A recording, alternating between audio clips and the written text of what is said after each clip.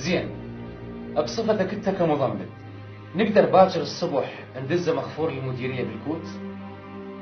والله سيدي انا ما ادري شو اقول لك. صحيح انا مضمن وخبير بشؤون التضميد والتطبب. هم قام يتشعبن ويتمنطغ هناك تروح تشنب سيفس. خايف السيد المعاون يقول لك هو هذا يقدر يدبرها يوم ما يدبرها. انت بالمسألة مالك سيدي. تشوف سيدي تشوف هل خانقني منا اريد احكي ما اقدر. اخي انت قاعد تتمنطغ وتغلبن علينا. السيد اللي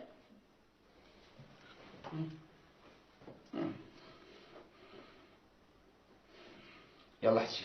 ما اظن سيدي اذا مشيناه شويه معناته الكسور اللي برجله بعد ما تجبر. اي بفطور رجليك هاي انا مش يرجف والله ويصيبه ما ادري شنو احنا كفيلين بيه ولك.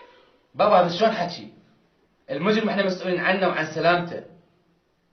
انا اشوف لو انت وحنون باكر تاخذون الكوت.